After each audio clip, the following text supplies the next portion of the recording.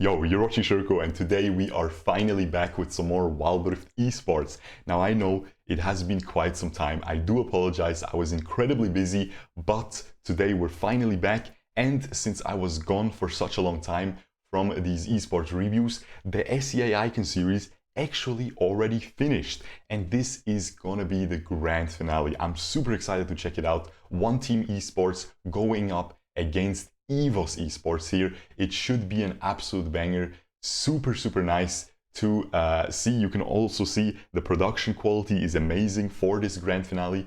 And yeah, as you see, this is also on the second channel where all future Wild Rift content will be. I'm sure you've already seen my taking a break from Wild Rift video. You should check it out if you haven't yet. As I said numerous times in that video, we're not actually taking a break, we're just reducing the amount of Wild Rift content, and it's going to be on this second channel from now on, and we will still be reviewing esports, so don't worry, subscribe, ring the notification bell if you don't want to miss future Wild Rift esports reviews. And let's just jump straight into this draft. And the draft already started a little bit because they had a bug picking, so I already know what the champions will be. You can see Renekton is banned along with 3 junglers, Lee Sin, Vi, and the Jarvans, so lots of jungle focus here. You can see the Olaf being first picked as well, which is going to be a jungle Olaf. Meanwhile, EVOS here responding with that Ziggs pick, premier mid laner, one of the best, if not the best, mages in the entire game, and the Camille, again one of the best Baron laners. Meanwhile, the response of one team is a Gragas, can go mid, can go Baron lane, and a Corki, again, can go mid, can go into the marksman position. And meanwhile, Braum and Kai'Sa being picked by EVOS here, so a super strong duo, especially in the early game as well, as soon as Kai'Sa gets that evolution. Meanwhile, the Varus gets locked in, and a Seraphine as a support, so we know the Corki is going mid, the Gragas is going Baron lane, and we have a Fiora jungle, which is absolutely mental. So the first game already is gonna have something crazy, and I know that the Fiora is gonna go jungle because I saw the first minute of the thing. But again, I re-recorded it, but check this out. Check this animation out. I'm telling you, the production quality is superb. Very excited to see this. And let's not forget to move our camera this time around, because I forgot it last time, which is also a reason why we are re-recording this. But don't worry, I only saw like the first minute of gameplay before I realized I'm a Dumbo. But yeah, again, I'm sorry if you're super sad that all future Wild Rift content will be secondary and will be on this second channel now, along with lots of other variety games. But it is what it is, you know, you gotta follow your heart. I've already been talking about it during the video where I announced my move to Pokemon Unite. So yeah, it is what it is. Let's just enjoy this for what it is. It is the grand finale. This should be super exciting to check out. And as you can see on the minimap, it is a jungling Fiora, which is crazy. Absolutely insane. We also have Camille with an Ignite, very aggressive. Most people still would take the barrier, as you can see by the Gragas. But yeah, we have the exhaust on both supports, which I really like to see. Really gonna shut down lots of these enemy picks. Gragas has the grasp, which means he might be going for that full tank build. We might also see the Rod of Ages come out early. We'll see, you know, it always depends. Some Gragas like to go full damage, full AP, which usually they let's hold that thought, because we have a huge fight already, huge dive coming in by one. The Corki is able to masterfully flash away at the end, uses his barrier, uses flash to get away from the tower damage, but more than worth, because they are able to secure a double kill at the bot lane for both marksmen. Actually, Corki gets a kill, Varus gets a kill. Varus already has his tier and the serrated Dirk, so he's going for a little bit of a slower build because he's not rushing the man immune. He wants that Dirk for early game potential, so he is really going to be looking into completely stomping that bot lane, and I really think he's going to be able to. I like this. Usually you would go for the Clofield's Warhammer, because that of course builds into the man immune along with the tier, because you want to rush that as fast as possible to stack up the man immune. But meanwhile, we have a beautiful roam coming in by Camille. They knew Corki used his summoners, both of them, so very easy roam there. He should have been expecting that. He should have been respecting that a lot as soon as Camille is missing. But hey, happens. Beautifully done by the Camille. Nice macro. And yeah, looking good. This is exactly why you put so much priority onto the Camille. She is really, really busted for these macro plays. She can just always make roams happen, even if she ends up losing the lane. And she was losing a little bit because she picked up a kill and she's only around 300 gold ahead. But she has a beautiful freeze now and she's really bullying. Take a look at the minimap. That's where the action is. She has a beautiful freeze up top right now and she's completely even cancelling the Gragas backport there as well. And now again, this bot lane is getting dove. Keep in mind though, they have their summoners almost up. They didn't use their flashes during the dive because it wouldn't have helped. They only used exhaust and heal. And the exhaust is already up, the heal is almost up. Now, Shanyu really putting a lot of pressure onto this bot lane because marksmen are still really, really strong in Wild Rift right now. So you really want to get your marksman as fed as possible. Now, as I said, this Varus is 1.2k gold ahead. Ooh, but this is a nice little counter gank. But the Seraphine is able to flash away. The Varus is in trouble, but he is able to do completely fine. He was a little bit overextended there. I think they should have shifted the focus. Instead, they decided to dive the Seraphine, and it ends up being a 1-for-1 trade. The Fiora ends up dying, the jungler. So the Varus gets the red buff. I think he's kind of happy with that, but the Camille is just leading this game right now. She goes in all the way from top, all the way to bottom, downtown, gets the ult onto the Varus and is able to get a small shutdown over to, I believe, the Ziggs there. Not quite sure. Not that important anyway, because it went to either Ziggs or Kai'Sa, so they're happy with either of that. And we have Gragas pushing down that top lane a little bit. He's going for a Sunfire Aegis as a first item, pretty standard. And as I said that, or I'm not sure if I said it, but standard build for Olaf now is the Black Cleaver first, especially even before the buff to Black Cleaver, but now especially. It is just absolutely insane, super strong item. And we have the Cloud Drake going over to one team. They are definitely in a pretty comfortable position for this game because they have really champions that benefit a lot from the Cloud Drake, like Olaf especially, Varus to a lesser extent, but as well because he doesn't have an escape. So you want as much move speed on a marksman like that as you can get. So that is always nice. The Gragas has his dash, but still likes the move speed to follow up on those chases. So yeah, looking good. They're also in approximately 1000 gold lead, a little bit less right now. But as soon as Corki cleans up that wave up top, it will be a 1000 gold lead. So they're pretty happy. They're pretty happy, as I said. They're hitting their power spikes. However, EVOS also hit 2 huge power spikes. They just completed Trinity on Camille and on Fiora. So that is going to be mental damage right now. Let's touch upon these rune setups as well. Very standard. Triple Conqueror. Actually not standard at all to go Conqueror on Varus. Usually you see Aerie on that poking build with the Manamune and full armor penetration combo. So that is pretty interesting, but hold that thought again, because we have a little fight. Nope, no fight. Beautiful smite by the Fiora, and they all just jump over the wall, escape away from the Rift Herald pit, and they're pretty happy with that. EVOS definitely still fighting in this game. It is a very even, again, slight advantage for one team, but, you know, really not that big. Towers are even, kills are even, gold is almost even. The dragon is a nice advantage, but again, not gonna change the whole outcome of this game. Now, Varus already completing his Zhonya's. Very nice, his stasis boot enchant, because of course he's gonna get dove all the time by that Camille. As I said, the Conqueror on Varus a little bit interesting. Other than that, extremely standard on everything. Aerie Ziggs, Fleet Footwork Camille. We see both, but honestly, lately I see Fleet Footwork the most. I like Fleet Footwork the most as well on her.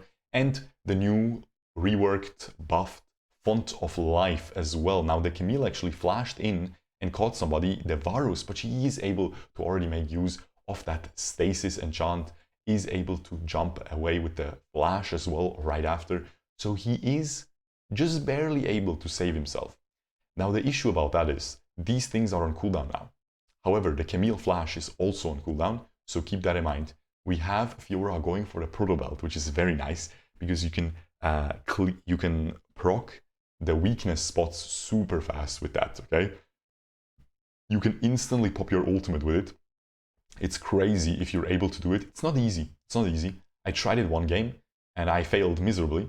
But if you practice it, it's very, very strong. Definitely one of the strongest boot enchants. But while I was saying that, we have a huge team fight and a quick double kill for one team. They just get the Fiora, they get the Braum as well, and they are looking good now because the jungler is dead and the support is dead on the enemy side. But this Ziggs just makes a huge mistake, man. What are those, bro? You might want to exchange those shoes, my man, because they just made you walk into what? That was crazy.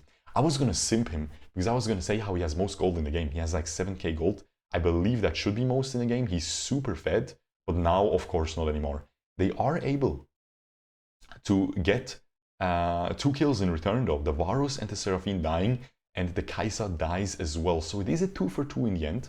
But still, that as you saw, man, the Ziggs had the most gold before that fight, before he ended up dying, because he's only 200 gold, not even, 150 gold behind the Corki right now. And the reason why I'm saying that is because, of course, Ziggs is known for his wave clear. He can stall out games for so incredibly long, just clearing out those minion waves, making the enemies unable to push. The enemies also have a Corki and a Varus. They're not the best champions at pushing down the towers out of the marksman category, but while I'm saying that, we have another team fight being engaged here. Nice little Gragas barrel, but EVOS is able to disengage. Now this Braum is caught a little bit, but he is able to sustain quite a bit there, is able to run away. Corki with the package, 313 Corki, most gold in the game. He is looking strong right now. He's looking very strong. And the dragon is being taken down. It is an Infernal. You don't want to give up both the Cloud and the Infernal Dragon. They are trying to move into Steel, but the Olaf gets the smite, beautifully done. And now the Kai'Sa goes incredibly deep, but she's able to juke out as well. Honestly, One is losing this teamfight hard right now, yeah. It's just a matter of time before these health bars just end up dropping completely. The stasis enchant of Varus is well timed, but he is completely overextended right after it. So it is a 3 for 1 in the end in favor of EVOS. Only their support dying. They will also get 2 towers here. They get this tier 2, and Kai'Sa is going to push down this tier 1 tower in the mid lane. Unless Olaf is going to be able to say something about that. We'll see. Is he going to be able? Yeah, he easily. Okay, I overestimated her damage. Oh my god, she's just going to die. Yeah, I was going to say it might be a little bit too greedy to take that grapefruit, but she tried. She tried. Anyway, as I'm saying, guys, I was trying to talk about how strong the Ziggs is with that Luden's Echo right into that Rabadon's. So much damage output, and he's back to having most gold in the game, by the way. 9.3 thousand. It seems like EVOS accumulated a nice little lead here by just farming better, by winning that previous teamfight as well. They're behind in kills, but they're ahead in towers. That is where the lead comes in pretty much. They're looking at a 2,000 gold lead pretty much on the dot. Now, that is roughly a 5% gold lead in comparison to one team here. So it is not the end of the world, okay? It really isn't. Definitely still looking good for One, especially because they have these double dragons. In fact, I would give them the lead. I think they're ahead in this game right now, especially because they have double marksman as well. The Ziggs is going to be incredibly strong late game. So is the Camille. The Gragas is going to fall off a little bit. He's going to be very tanky, but you know, Olaf is pretty strong late game. The Varus is deceivably strong late game, actually. Is it deceivably? I think it is. You know, if you deceive somebody, because he deceives you. You would think full armor penetration Varus falls off late game, but he doesn't. Because of that mechanic where he resets his first ability cooldown very quickly if he hits somebody with the blight stacks on them. And the way his ult just spreads the blight stacks in a team fight to everybody pretty much, if they get hit by it, you can really just keep pumping out those piercing arrows, and it is so incredibly strong, even late game. So honestly, pretty even for a late game. Now I do think the Ziggs with a well-placed ult is just gonna clown on everybody. So both teams still completely in the game. This is a very exciting opener for this grand finale, so I am super happy to be checking that out. But yeah, we'll see. We'll see how this ends up turning out here for EVOS, because again, they are behind 2 dragons, which is nothing to scoff at. Now I know the dragons got nerfed a couple patches ago, explicitly these 2, the Cloud and the Infernal Dragon, but still, man, they're still incredibly strong. So, you know, look at this Varus skin. Look how cool the animations look on maximum graphics. That's crazy. You see that? That was pretty insane. That was pretty wild. Ooh, beautiful engage by the Seraphine with the ultimate flash, but not enough to finish anybody. And now the Kai'Sa wanted to finish the marksman. She is able to. That was actually good. I was going to say she got clowned on because she got killed instantly, but she put the enemy so low, forced the stasis of the Varus to come out. That actually ended up being a 2-for-1 trade. So they're pretty happy with that. Now the thing is, EVOS is in a 4v3 situation, but they don't have a marksman. So they will have much less damage on all these objectives. If they still had Kai'Sa, they might be able to go for a Baron. But without Kai'Sa, you know, you don't have enough sustained damage, but they will still get this dragon here, which is a little bit of a consolation prize, along with that enemy red buff as well onto the Camille. She's pretty happy with that. She also has a very aggressive build. I'm loving it. Trinity into the Blade of the Rune King. Super assassin style Camille build. The reason why I'm calling the dragon, by the way, a consolation prize is because it is an ocean dragon, which really isn't gonna make that much of a difference, unfortunately. We have mid lane being pushed down again. They are really abusing this double marksman combo with lots of poke with the Seraphine as well. That is exactly what you want to see from one team here. They want to keep sieging, they want to keep grouping up. They just need to be very careful about getting engaged on by that Camille. Because as soon as this Varus gets caught, he's going to be donezo. He doesn't have stasis now. For another, I would say a minute probably. Is a 2-minute cooldown. Probably been a minute since he died. A little bit more probably now. So it is going to be up very soon. The Corki has one as well for himself. So we will see. We have the Morellonomicon as well completed on the Ziggs. He is looking juicy, and we have a random Baron call here because the Corki ended up going back. They just wanted to bait the enemies in so they can engage onto them, and the Camille instantly pulls the trigger on her ultimate, only catches the support. But that is still very good, because keep in mind, that Seraphine has her flash back up, and she really did a lot of work with that flash ult earlier. So yeah, we'll see. But now this Varus is just completely caught out here a little bit. But no, they actually pulled the Uno reverse card, and now not only the Braum dies, but also, oh my god, is she gonna die? No, the Kai'Sa goes back in with the shield. What an insane outplay by the Kai'Sa. She goes back in, has the shield, pops like 2 people. What is this team fight? I can't even focus on one thing. 15 other things happen at the same time. And we have, I think the Camille will win that, yeah, very easily with her shield as well. And it was in the end a 5-for-4 trade. Only the Camille didn't die. She lost her Guardian Angel, but the Seraphine died, of course, at the very start. So that is why 5-for-4.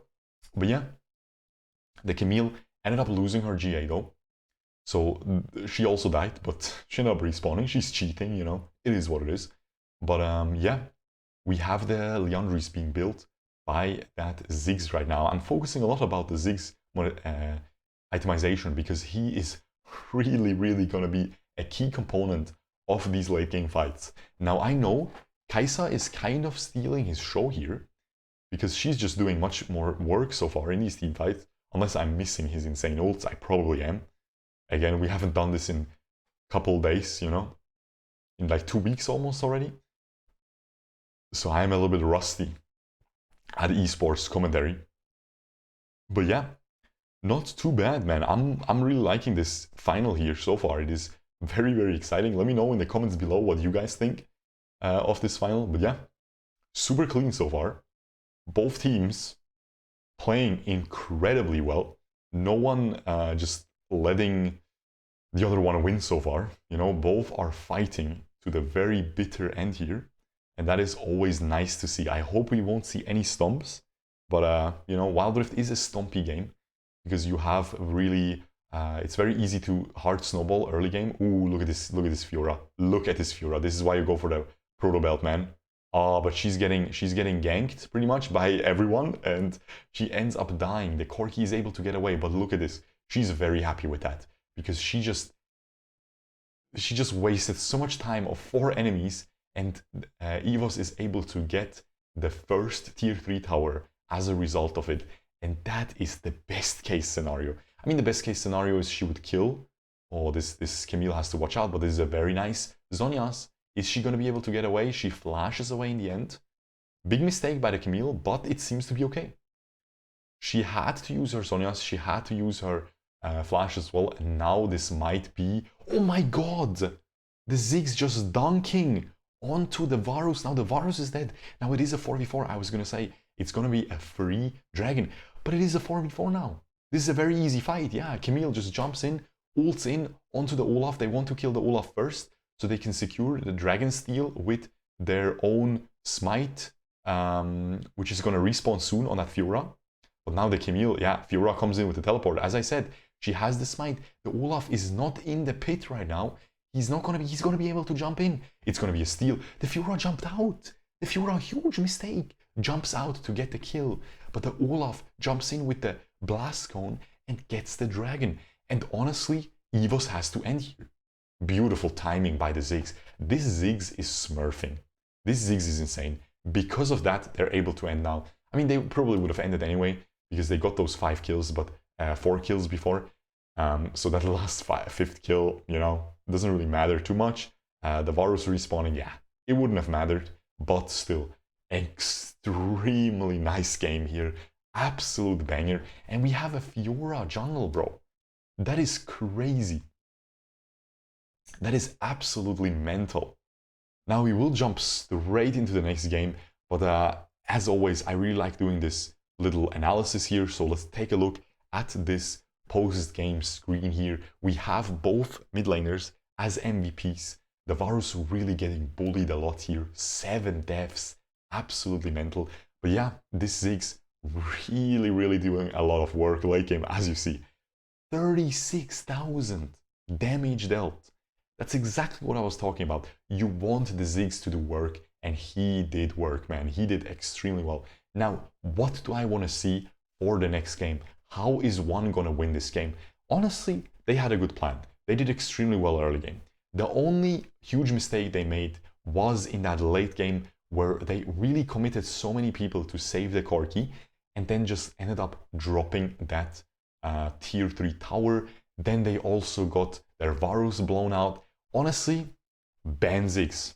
Ban Ziggs or pick him, okay? My opinion. Try to not ban a jungler yourself, so you can leave more junglers up for Zhenyo here, and try so they don't have to first pick the Olaf, and then they can go for that Ziggs, okay? Something like that should be good. For EVOS, honestly, you just won a game with Fiora jungle, so you are looking much better right now, okay? Especially because mid-game, they were able to get those gold leads for no reason, seemingly, right? With some towers, with some better farming. And that just really shows how they might be just a better team individually. But we will jump straight into the next game here. And we'll see how long it will take. Maybe I won't even put a cut. I think I won't put a cut, but I won't record the full thing in one. So there will be a cut in this video at some point. But yeah, we're already in the next draft here. Anyway, we are one team here. Excuse me for spoiling a little bit, but we can keep going here. You haven't seen anything. We have one team going for the Camille first ban here. So they really don't want to play against Camille. That is also something I agree with, yeah. And now they ban Olaf themselves. Very interesting. Meanwhile, EVOS bans Ziggs themselves, and they once again ban the Vi. I assume that is targeted. I can actually leave the camera top. That's really good. I can leave the camera top all the time. The Vi ban is kind of targeted at Shanyo because he plays a lot of Vi. We have a first pick Lee Sin. Lee Sin always banned almost. Really, really exciting to see him as a first pick. Super busted the jungler right now. And then we have EVOS going for the Varus themselves this time. And along with that, they go for the Braum. I think Braum is a great pick. He was really, really important during those team fights. He is the unsung hero for every single game almost when he's picked because he has those free stuns on his passive. It is completely OP. Then we have a Gragas once again and a Corki once again. The Corki performed really well for one team, so I agree with that. That is a pretty good pick. Then we have the Renekton. He was banned last game. I think this Renekton is going to go mid. Renekton mid is picked a lot in Wild Rift Esports right now, and I mean, guys, as soon as he was buffed, I made that Renekton mid lane video. It is not a mistake. It is a really, really strong champion for the mid lane. Now we have the Ezreal and a Janna. Now, is it going to be an Ezreal marksman? I think so, and the Corki mid lane most likely. Baya was playing Corki super well last game, so I would agree with that. And we have that Fiora, which might go jungle again. And a TF, no. So Renekton Baron lane, Fiora jungle, and TF mid lane. That's really exciting, guys. That's really exciting. Let's take a look at this animation again. It is just so clean, man. Guys, they put a lot of effort, and it shows. Looking good here. But yeah, that Janna Ezreal lane is a classic. That is one of the classic Season 1 lanes in League of Legends PC, you know. Super strong, man. You just give the shield to the Ezreal, he gets a bunch of bonus attack damage, and he just blows out the enemies with those mystic shots. Now, we have the Corki mid. We have the... Ooh, that is just a weird, complete lane swaps. Complete clown fiesta. We have Corki with Gragas mid.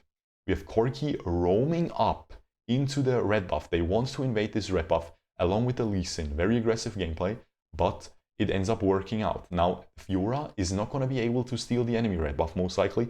She's not going to be able to make her way over.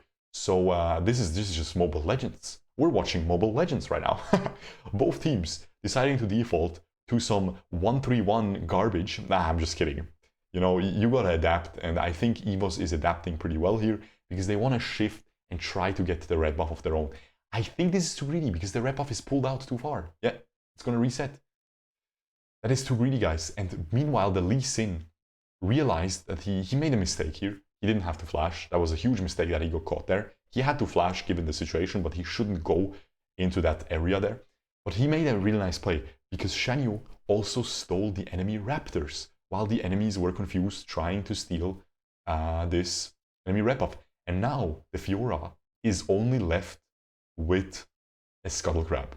That's the only camp she cleared so far. Meanwhile, Shanyu got double Raptors, I believe, and double red buff. He is incredibly happy. He knows Fiora is bot lane, and he's just going to be able to go for that Skull Crab as well up top. So he is so far ahead. One team, stellar early game performance here, and they also have a TF. Twisted Fate, not the strongest champion, but he is incredibly strong for the macro gameplay. Not only early game for those ganks, but also late game for the roams, for the split pushing. But again, Lee Sin, huge mistake here by Shanyu, ends up getting caught, and honestly, allows the Fiora to get back a little bit into the game. Now we have the Renekton laning against Ezreal top, and the Ezreal is just pushing that tower. It's almost down already. The Renekton just can't do anything. Absolutely insane. He ended up roaming away as well, which of course lost even more tower health.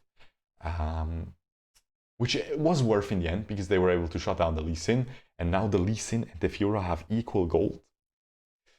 I guess the Lee Sin wasn't expecting the Renekton to roam down because it's kind of like a really huge coin flip play. If you don't get the Lee Sin, it's really, you just lost almost your full tower. But yeah, we had the Braum shift top as well. We have the Gragas laning bot, by the way, against that Varus. Now we seem to have completely normal lanes once again. It seems like ONE is really happy with what they got so far, and they decide to swap the lanes back. And they have the 2v2 going bot lane now. And they have a 2v2 with an Ezreal with a 400 gold lead.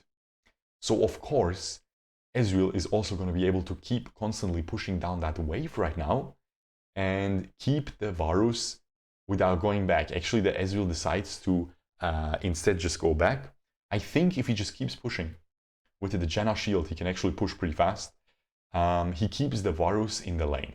And whenever you have an advantage, which is you had a Tyr and the Clofield's Warhammer going up against a longsword of Varus, you want to keep him in that disadvantage, the enemy. So you want to keep them in the lane. So you want to just keep cancelling their backports and just keep pushing. So if they backport, they will lose a full wave to the tower. He decided to just go for the Manamune. He wants to just scale for the late game. My opinion, mistake, but we'll see if it will pay off, because now they are pretty even. They're pretty even in that lane. Both have the Manamune. So the dragon fight is also going to be very, very even now in terms of marksmen. We'll see what the Corki is building. We'll see what the TF is building. TF is probably going to go for that standard TF build, which is, believe it or not, Rod of Ages into Rabadons. That is the best way to deal as much damage as possible on TF, and only then you go for the Lich Bane or for the Rapid Fire Cannon and then a Lich Bane. But going Lich Bane second will leave you with very, very small amounts of damage, unfortunately, on the Twisted Fate. The Rod of Ages, a lot of people skip it now. I think that's also viable. That is actually the best way to deal damage, Lich Bane into Rabadons, but it leaves you extremely squishy with a champion that has no escape. So yeah, now this is a beautiful little instant call here by ONE. They instantly secure the Ocean Dragon, and the Braum instantly gets one shot as well there by all these ultimates flying at him. The Renekton goes deep but has to retreat completely with flashes and everything. Corki ends up flashing in. The Renekton will definitely die. And now the TF will die as well. Beautiful finish there by the Lee Sin and the Gragas. And we have a very seizable lead here. We have a 2,000 gold lead for ONE. Now again, they were able to win the early game, last game as well. Keep that in mind. They were able to pull ahead in Dragons last game as well. However, EVOS in the end was able to win. Now let's analyze these late game setups here. Who's gonna win? We have Twisted Fate on EVOS side. Again, don't underestimate Twisted Fate. He's not only picked for the early game ganks, he wasn't able to pull off that much with his ultimate so far, but that doesn't mean it is completely wasted, because late game he's going to be able to split push and teleport to his team for team fights, which is incredibly strong, especially because he can one-tap towers pretty much with Lich Bane. Ooh, look at this Twisted Fate. Now he's either going to go for Nashor's Tooth or he's going to go for a Rapid Fire. We'll see. Either way is possible. He also went for Armor Boots against the Lee Sin, against the Ezreal, against the Corki. Makes a lot of sense. And ONE this time is also able to get the Rift Herald, which they weren't able to get last game. So they get all the objectives pretty much this time around. They're instantly plopping it down mid lane, trying to push here. And with that Gragas, with his ultimate ready, I think they will actually be able to. Because that's a lot of pressure onto EVOS side here. Now EVOS was able to push down bot with that Twisted Fate. You know, he's getting some farm. Yeah, he goes for the Rapid Fire Cannon. So he's going full utility, no damage at all. This is a very viable build. Again, I like this build because I like having the Rapid Fire Cannon early because it just gives you so much utility. I always say it whenever I play Twisted Fate, I feel like I'm cheating when I have that item because the range is so ridiculously long, and that is exactly what she said, boys. Anyway, it's ridiculous, right? So I really like this, but it really leaves you with 0 damage. Don't do this in solo queue. You will not be able to carry your team. You want to carry your team. You want to go for that Rod of Ages into Rabadons on Twisted Fate. Now, yeah, or Nashor's Tooth, you know, after the buff to the attack speed, maybe Nashor's Tooth is actually viable. I just don't think you can reliably stand there and auto-attack the enemies as a Twist of Fate. Maybe if you're playing against a lot of immobile tanks that you can kite very well with Twist of Fate, maybe. But is there even champions like that?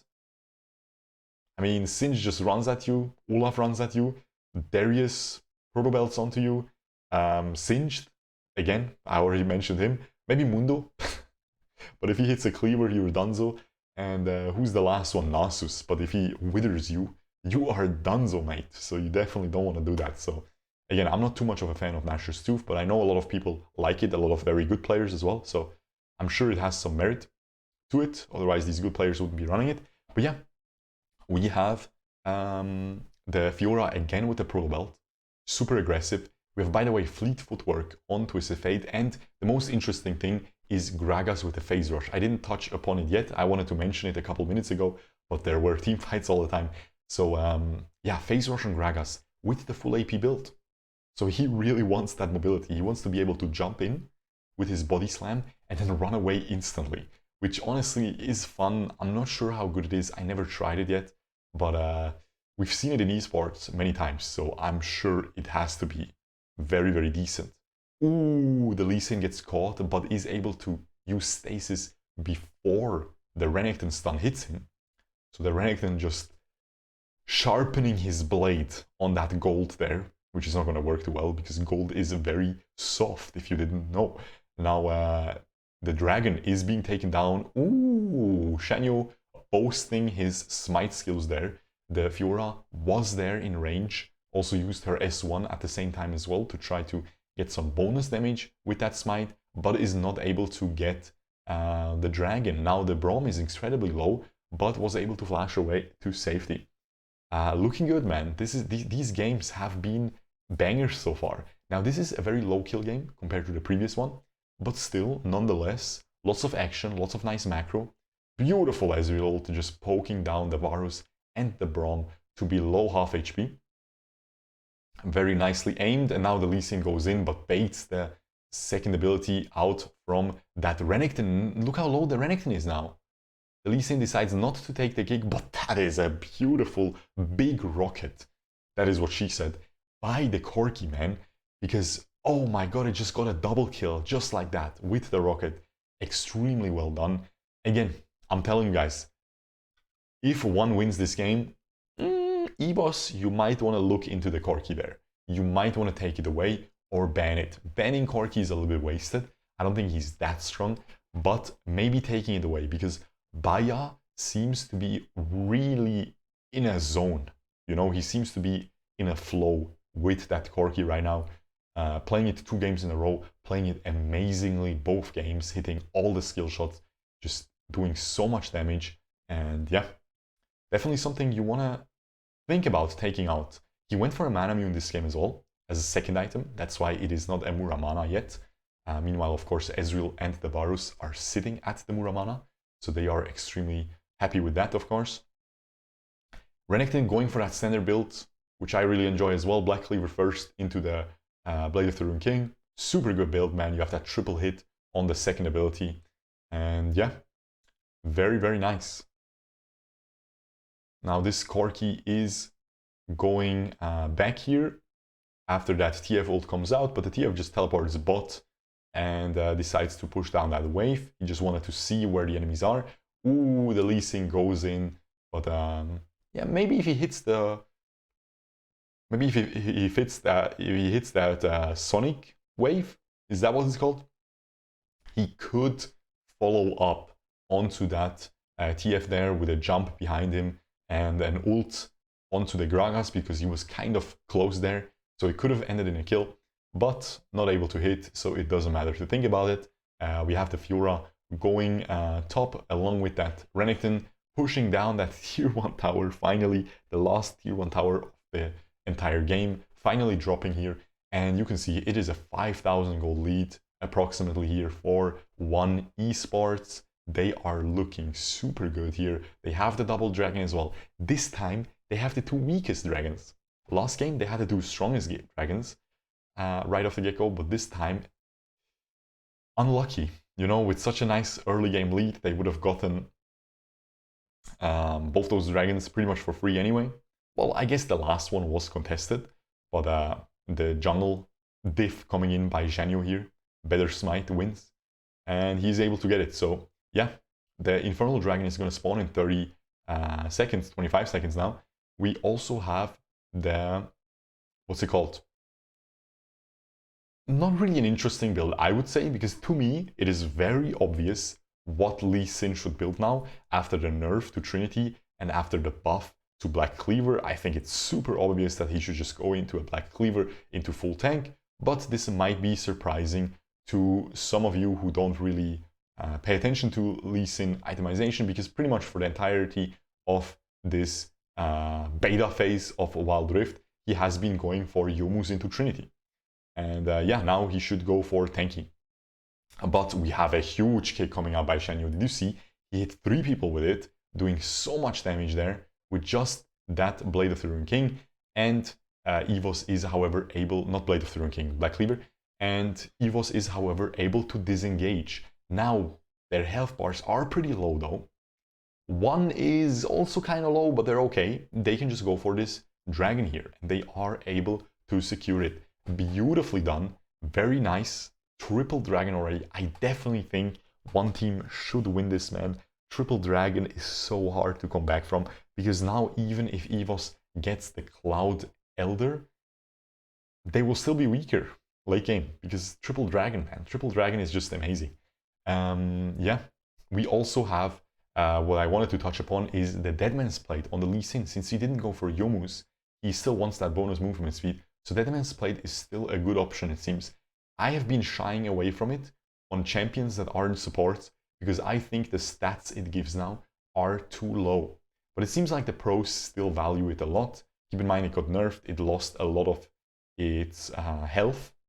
It gives way less health HP now. So yeah, I was shying away from it, but it seems like I shouldn't have. It seems to still be good on these carry champions. I know Lee Sin isn't a carry champion, but on champions that you want to be as tanky as possible, right? On your jungler, on your Baron laner, seems to be still a good option. Renekton going for that, what's it called, Sterak's Fiora this game, going for a very tanky build with that Sterak's second item. Seems like that Kindle Gem will build into the Death's Nance. Makes a lot of sense here. We have Twisted Fate going for that standard build with a little bit of a detour here, going for that Rabadons after the... Oh my god, this Lee Sin kick, bro. Zhanyo, really impressive so far on his Lee Sin, hitting 4 people there with that kick, beautifully done, goes in, uses the stasis. Interesting, probably didn't have to use the stasis, but now he is left with full HP, and they can actually go for that Baron now. Extremely well done here by Zhanyo. And again, as I was talking about, actually I lost the train of thought. I don't know what I was talking about, but let's take a look at this Baron here. Are they going to get it? They are easily able to secure it here. One team just keeps building up a bigger and bigger lead here. They're looking really strong. I don't think Baya is going to make a mistake anytime soon on that Corki. And he is the richest member in the game after his Ezreal. You know, both enemy marksmen so far ahead, not looking good for EVOS here. Again, they can still come back. They can still come back. How can they come back? I think the only way for them to come back is split pushing. They have a Fiora. She's not going to be able, no one's going to be able to beat her late game. They have the Twisted Fate. People are going to be easily able to beat him, but he can just teleport and push really fast. So I think the Fiora, and they're going for the split push. But while I'm saying that, they get caught mid lane. Now the 3 remaining in the mid lane cannot make a mistake like that. They all got killed pretty much. The Ezreal was pushing down bot lane as well with that Baron, and this should be game over. They will definitely end here. Big mistake coming out by EVOS at the end there. Again, they got engaged on. You're not allowed to have that happen. But yeah, extremely well played by ONE here. Super nice game. And I think if this game showed anything, it is... I mean, you will see the damage. Take a look at this Corki damage. I think he will have by far the most. But let's check it out. Maybe I'm overvaluing him. Uh,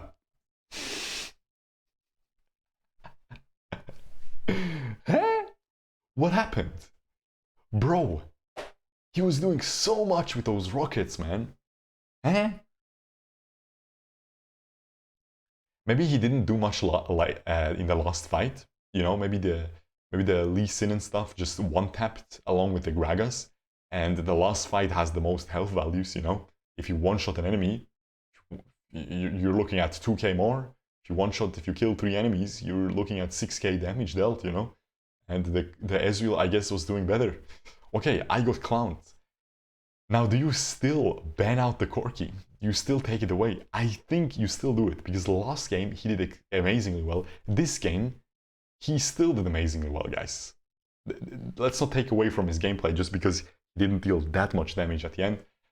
He still was one of the key components of the team fights in the early game. One of the key, you know, sometimes a pick, someone being really comfortable on a pick really makes the whole game flow, you know, makes the duo, the jungle duo flow. But I think definitely something to 100% ban is Lee Sin.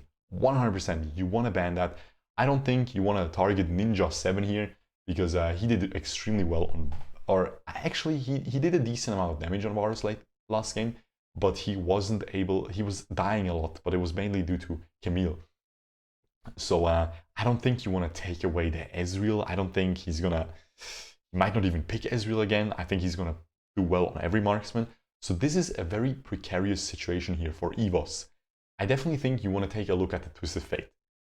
Pull that back to the drawing board. That didn't work too well. It didn't pull off any good ganks early game. They didn't have any champions where they can set up the TF like a Camille can. So yeah, moving on. I think I will review one more, and then we'll see, because I want to review one more, but then I'll probably take a break. So that's where the cut will be. So we will just skip here to the next draft here. And yeah, let's see. Come on, guys. I don't want to skip too far again. There we go. Beautiful skip. Okay, let's check it out. Now, EVOS taking first pick after that loss here. Okay, so now they are going to be, I think one team was first pick twice in a row. Yeah, they were.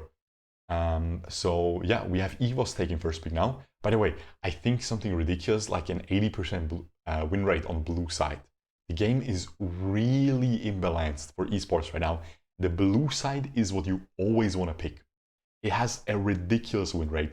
It is completely busted because of the way drafting works. So just something to keep in mind. I think we will see every single time a team loses, they will swap places, because they, or at least if one team loses, they will probably swap places next game, because you want to have the first pick.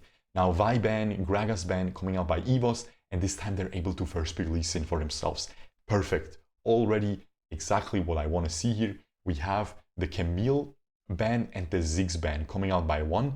I really like the Ziggs ban because they ban away the Ziggs from the enemies this time, because you saw what he did in the first game here, what G4 did. We have a Corki pick. Beautiful. Once again, they take away the Corki. I like this. And they take the Rakan as well this time around, which is very interesting. Not seen before in this grand finale so far. And we have Janna being picked up along with that Kai'Sa. Now, it seems like after the previous game, the Janna, you know, I wasn't really talking about her too much, but it seems like EVOS is very happy with how well she performed. So they just pick her again, this time with the Kai'Sa.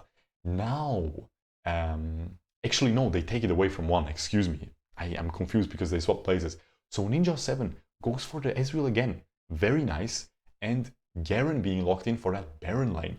Now, once again, I think, no, this time it's definitely going to be a Lee Sin jungle with the Fiora Baron lane, most likely. And a mid lane Galio. I like to see this because the enemies already have a lot of magic damage with that Corki, with that Ezreal. Even though they're marksmen, they deal a lot of magic damage. Now the Jarvan as a last pick for the jungle for one team here for Shenyu. Very nice teams here. Very nice. Now again, lots of picks being taken away, like the Janna being taken away, the Corki being taken away from the other side. In retrospect, in in turn. So yeah, and this time it is gonna be a Baron lane Fiora instead of a jungle Fiora, and we have that Lee Sin jungling up against that Jarvan. Now Lee Sin much stronger of course. Not for every situation. Jarvan is extremely strong. Ooh, he has the Coomer skin. Oh yeah, baby. Look at her. Ooh yeah. Okay, let's not get demonetized here. I'm doing really well so far. Only some that's what she said jokes. So honestly, I'll have to pat myself on the back. But yeah, Lee Sin much better at operating in the early game as well, going up against the Jarvan, because the Jarvan just doesn't have a lot of damage in Wild Rift early game. Like in PC League of Legends, he can probably kill a level 3 Lee Sin, right? Level 3 Jarvan, or level 2 at least, versus level 2. But here, it's just not possible, man. It's just not possible. The Lee Sin does way too much damage, and Lee Sin is already preparing for a gank here before the Skullcrab spawned. But it seems like the Ezreal is sniffing it a little bit. Ooh, the Sonic Wave misses. Well done though, well placed tornado by the Janna. Extremely sad that that Sonic Wave misses for EVOS here, because they would have definitely one-shot at the Rakan pretty much, or at least forced a summoner. And while I'm saying that, the Corki actually almost got killed. Again, I was completely confused. I thought Corki was picked away for the enemy side, but one is still going Corki mid, and he just died. Guys, I'm sorry. I probably shouldn't have just recorded 3 games in a row, because my brain is already at its limits. But hey, it is funny, isn't it? It's not really funny. You're probably cringing, but it is what it is, man. This is what happens. This is what happens. Oh, beautiful riposte. Able to save her. Beautiful Lee Sin kick as well. Able to save the Fiora from the judgment there. Well done. Is he gonna get the kill? Barrier forced at least. Well done by this EVOS duo here. Fiora and Lee Sin. Extremely well played. Ay, man. Yeah, the Corki didn't get picked away. So it is still Baya going for the Corki. They actually put a lot of focus onto picking him early this time around. And he, this time, got first blooded by the Lee Sin, as we saw there 1 minute ago. Beautiful Janna tornadoes, man. Miracle is playing out of his mind with these hidden Janna tornadoes to set them up for the poke. Ooh, nice little engagement there, but is it going to result in a kill? It might, it does, but a beautiful counter gank by the Jarvan here over the wall, flashing and instantly pulling the trigger. But that was such a decisive play by the Galio. Did you see that? He dashed in, instantly flash taunted. The Corki instantly dashed away, but the taunt was just, he tapped it. It came out instantly. So he still got taunted and still stood still after his Valkyrie. So they're still able to dive him. But again, 2-for-1 trade because of a beautiful Jarvan counter gank. He was very luckily still in the area there. So one team able to crawl themselves back in after losing that first blood. They're actually ahead 500 gold now, which is very, very nice for them. We'll see. The Galio is probably going to go for full AP. I want to see full AP Galio. I think full AP Galio is still incredibly broken. It's still one of the best mages. Very underrated. After those couple nerfs, people stop playing him, but I still think he's very strong. And also, they are going to be missing a little bit of damage if he goes for a tanky build, in my opinion. But he might go for a little bit of a hybrid build. Very viable as well. Keep in mind in esports, you want to go a little bit tankier than normally in your solo queue games. And we have the Ocean Dragon once again. So far, every single dragon going to one team, right? Am I wrong? No. In game 1, the EVOS roster got one Ocean Dragon. Yeah, they got one Ocean Dragon so far. Other than that, every single dragon going over to one team, which is very, very impressive. They seem to be controlling these dragons a lot, or you can see it on the flip side, maybe EVOS just doesn't care too much about the dragons. They instead want to just get farm. They just want to get the gold. which is also very viable because as you can see, they are even in gold now. Of course, while the enemies are doing dragon, you can use your time to just farm the enemy jungle camps, get those tower plates, farm those minions, push them into tower. Hey, but while I'm saying that, the Janna was getting caught. And now the Lee Sin, oh, beautiful kick, man. The Ezreal flashes away, but it is not enough, and the Lee Sin doesn't even end up dying. The Rakan tried to help, but just ends up losing his life as well. Look, I'm telling you, this Corki is good. He flash rocket there, almost killing the Lee Sin. If he killed him, you would be popping off. Now it's like, yeah, it's not that hard to do a flash ult. Yeah, sure, you little silver boy. It is hard, man. It's not that easy. It is a very thin skill shot.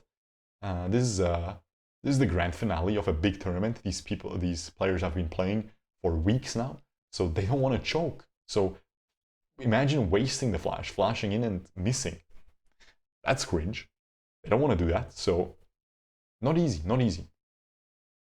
It's not the same as your little silver promos, guys. Okay, nobody cares. Nobody cares, guys.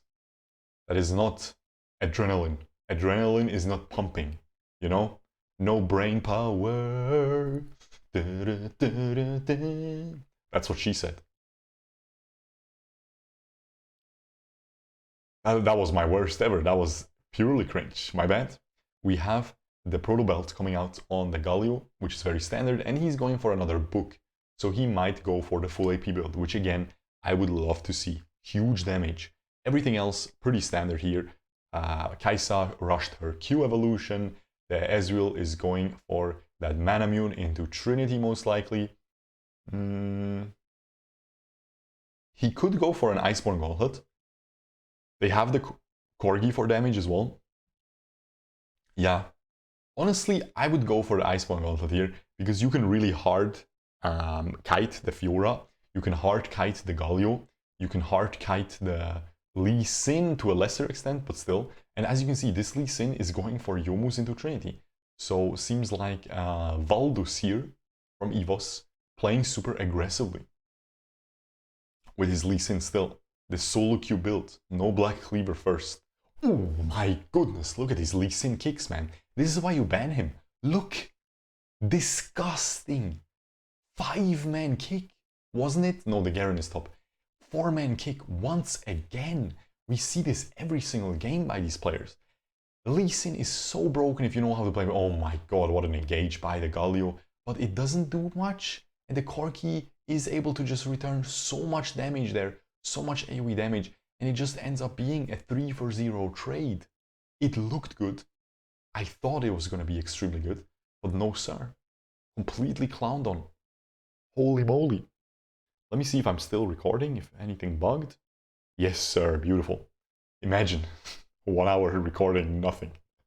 That would be funny, man. That would be typical me. But hey, it is what it is. Happens. Happens sometimes already. No cap. But yeah, we have one team again grouping up after that victorious team fight under their tower. They group up for the dragon once again, but this Lee Sin really wants this dragon. It's an infernal dragon. You don't want to give that up. The Kai'Sa going deep, doing so much damage to Ezreal. Flashes away as well, is in a pretty good position here. But the Jarvan ult along with the Corki jumping onto her, just too much damage. They are able to pretty much win this team fight. Yep, it is a 2-for-1 trade so far. The Corki is not going to be able to get into the range of this Lee Sin. Have you ever been finished by a flash flag by Jarvan? That is maximum disrespect. And I don't mean toxic disrespect, but bro, I would feel so bad if that happened to me. Feels bad, man. Beautiful play by Shanyu though. Super, what's he called? Super confident there that he can hit that after his flash. You don't want to waste the Jarvan flash, never. So he really had to hit that. Very confident as well that it's going to be enough damage, which it really doesn't deal a lot of damage. So very, very well done. We have the Infernal Dragon going over to 1. Guys, I have to say, so far, ONE Shanyu seems to be one of the most important players of this one team roster, because he is just always doing phenomenally well Got caught last game a little bit, but you've seen the kicks were amazing last game on his Lee Sin. So yeah, extremely nice. Jarvan, again, him on the Jarvan engaging there, forcing the enemies to get away from him and poking them low. Ezreal not doing too well. Last game he was doing extremely well, Ninja 7. Seems like he should be sticking to Fortnite, shouldn't he? Eh? That was a very obvious joke. Now the Lee Sin is styling, ends up getting a free kill onto that Rakan. He ends up getting poked hard after he jumps in again. But still, very, very well played. And again, that Fortnite Ninja joke, I'm not too proud, man. It is what it is, guys. I'm warming up. I'm warming up, guys. Now, what do you think will happen here? I personally think the way one team is playing, they only lost because of late game against EVOS last game, right? In the first game. So the way they're playing so far, they have control over dragons. They seem to be winning almost every early game. This one they were actually losing, but is mainly because of Lee Sin. I think whoever isn't first pick should just suck it up, you know? That's what I told her. Okay, chill. They should suck it up and just ban the Lee Sin, man. You just have to. You just have to, bro. He's just going he's just going crazy every single game. While I'm saying that, the Fiora gets caught while she is in her split pushing endeavor. A little bit overextended there. Now, again, let's see. Well, I was trying to talk about the Lee Sin again, but we have a huge teamfight breaking out. Oh my god, beautiful taunt by the Galio. The Ezreal had nowhere to go over the wall. He had to jump because the Kai'Sa was killing him over there, and he just jumps into the wings of this beautiful Galio. Too much damage coming out by Galio, even though he's not, like, he doesn't have that much gold, like compared to the enemy Corki, right? But with a 1.6k gold lead, 1.7k almost, but still doing a decent amount of damage with that full AP build. Now, as I said, that Lee Sin, I think you just need to ban it. Other than that, ONE is pretty much winning the early mid game. This game they fell behind early, but they were still able to win the mid game. They're making less mistakes. I'm giving this so far to ONE. I think they're gonna win. They seem to be the better team on this day. We'll see if I will be right. But I am team ONE right now. Or one team, haha. Sorry. That wasn't even a joke. I just switched around the... What is that, man? Anyway. Let's take a look at these item builds. Is there anything special about the runes? Nothing at all. Completely standard runes. Fiora with the grasp. I mean, that's standard as well. Both supports going for Font of Life. Again, that's really standard now. And yeah. I hope... Nah, I shouldn't. Yeah, we'll see how this will develop now. Now, of course, EVOS has the favorable position on this Baron right now. I think they're trying to bait ONE into going for the Dragon and then do Baron, but the Kai'Sa is completely caught out. Gets the Galio ult though. Now the Janna is the only one to die so far. Nope, both supports lose their life. Now both junglers lose their life as well. And the Corki is very healthy though. Is he going to be able to finish him up? No, he is not. The Corki survives with 1 HP, and it is a full team ace for the price of a jungler and a support. This Garen is extremely tanky. He's going to be easily able to tank up this Baron here. The Ezreal is going to be able to do enough damage, and the Corki is going to be able to dance on the edge of the damage range and just throw some abilities there. He goes back in after the AoE is used. It is difficult, but they are doing this beautifully. We just watched a World of Warcraft raid here because that was a difficult PvE boss to clear. Raid boss Baron. But they were able to get it. Very well done.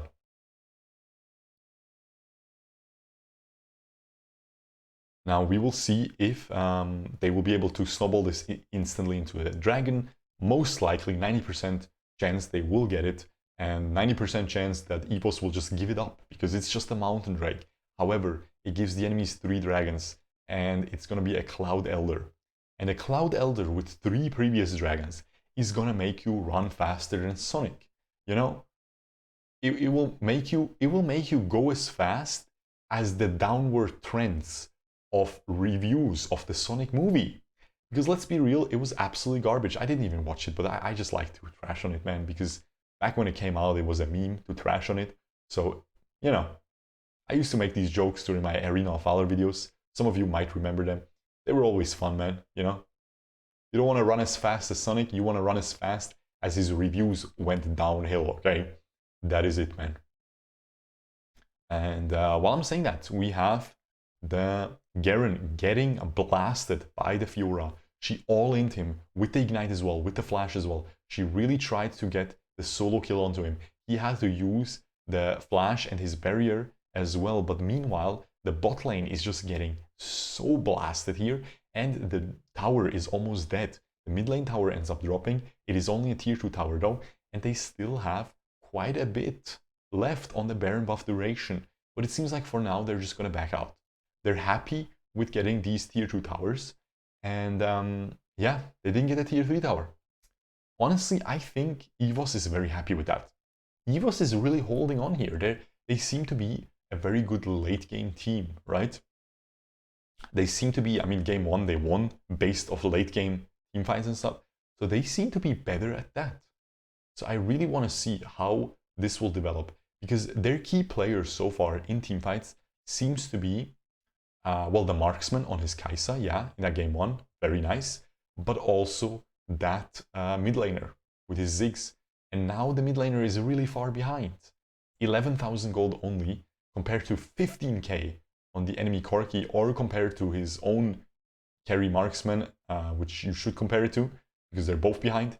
He's also behind 2k behind the Kai'Sa, so not looking good for this Galio. But the Galio ult is pretty okay. Forces the enemies away. Oh my god, that's a big taunt. And he goes in and he tries to knock up. But the Corki Valkyrie was so well placed.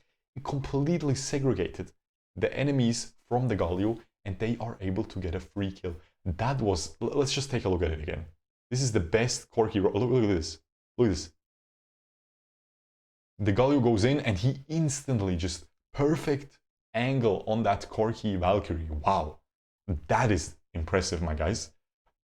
That is super good. I'm telling you, pick Corki. Take it away. Don't give it to one team. He's doing extremely well every single game. Yeah, his damage was clown last game, but again, if he's not part of 2 late game team fights, his damage is going to be clown by default, even if he was carrying early game and mid game. So that's just how it works. So yeah, we have Corki with a very aggressive build with that static shift. Super interesting.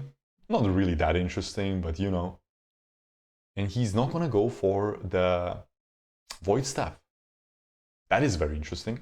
That is 100% interesting. He's going for a GA, but now One is just once again trying to get that Baron. Now the Jarvan just jumps over the wall. They let it reset. It's going to reset here. It didn't reset yet. They're not going to let it reset now. They're instantly going to do it because the jungler is dead. Now this Garen is actually legendary, guys, which is absolutely mental. This is of course pre-nerf Garen, I believe.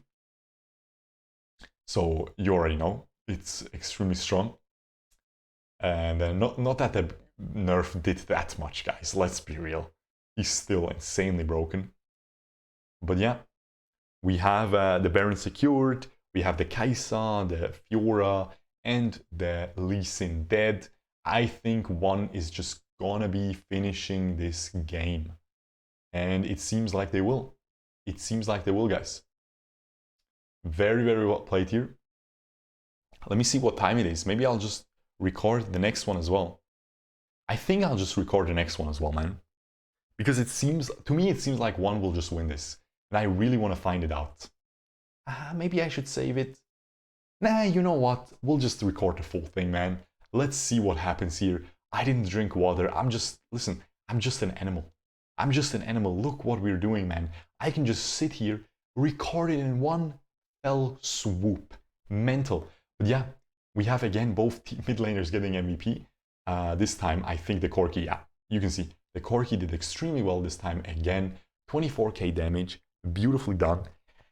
Take away Corki. that is my message to EVOS. You need to take away Corki. You will get first pick again. So ban Corki. Ban it. Try to get Lee Sin first pick as well. Again, because was the only way they were able to win early games so far. Get that Lee Sin first pick. Extremely well played by Valdus. Maybe think about getting some other jungler, mid laner, you know? But yeah, make sure to ban Corki. Honestly, I think we will see it because I think these teams are pretty smart here. So let's just skip right ahead. And if you're one, get Corki. First pick Corki if you can. I'm telling you, man, you seem to be Corki Andy. Yeah, look, match MVP. Again, Corki. I'm telling you guys. There we go.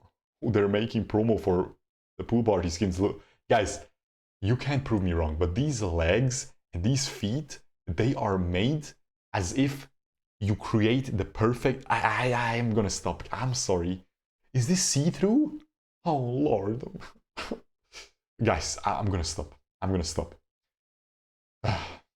Guys, I don't know. I sleep. I see this. I sleep. I mean, yeah, not bad, not bad.